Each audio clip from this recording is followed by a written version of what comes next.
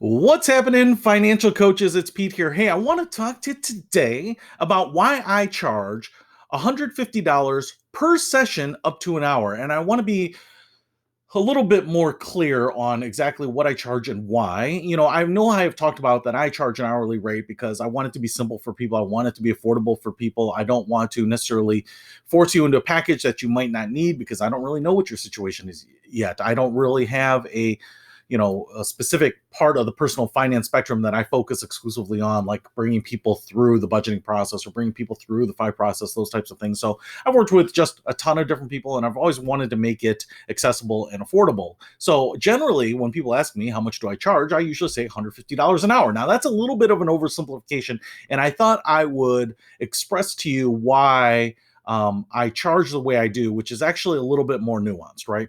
So, as I said, I charge $150 per session up to an hour. Now, why that's a little bit different and why I can kind of simplify it to $150 an hour and that kind of resonates with people, but why $150 per session up to an hour is a little bit more different is just because I have found that works for me. So, let me explain why.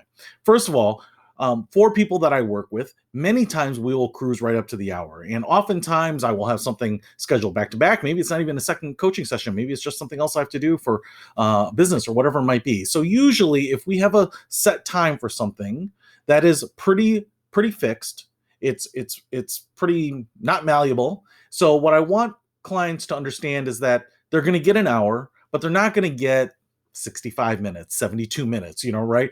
And that's just to be it's just to level the playing field and be present as well as honoring their time as well as them honoring my schedule, right?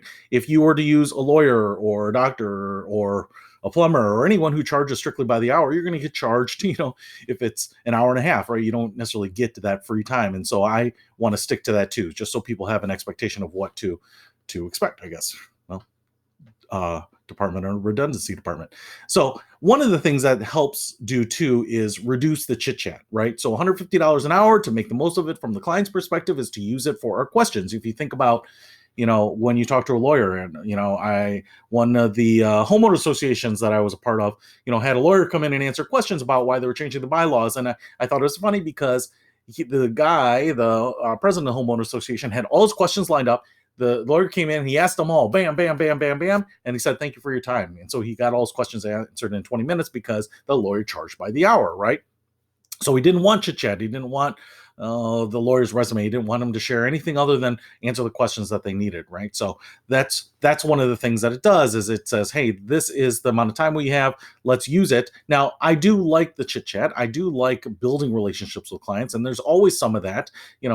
Talk about the family or how things are going or whatever. But it just helps make sure that it stays manageable. It helps to make sure that you don't have 45 minutes of that. Now, if the client wants to spend their time chit-chatting and not necessarily financial coaching, I get paid the same for that too. So that's how it works. Now, I also, as I mentioned, it's $150 per session and up to an hour. And the reason I say that is because I also don't want to rush the client, right? I don't want to say it's $150 an hour, $75 for 30 minutes. You get charged in 10-minute blocks or 15-minute blocks. If we get on the phone, it's going to be a $150 charge, whether you use 20 minutes or an hour. And that's because if it needs the full hour, I don't want to rush people. I don't want them to rush thinking, hey, maybe I can get all my questions answered in 30 minutes and only get charged $75.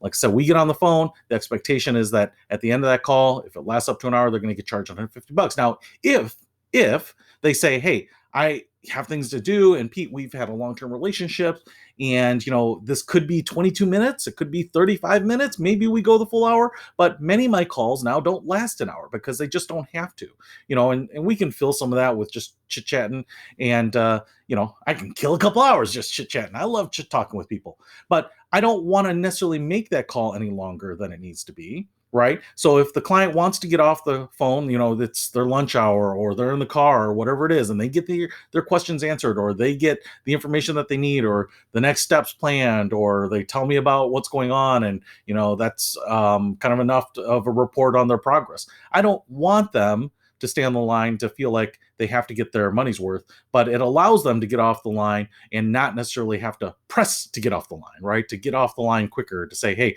what's the time number that we're at. And so I like it because my clients just know that, yeah, that was $150. And if I can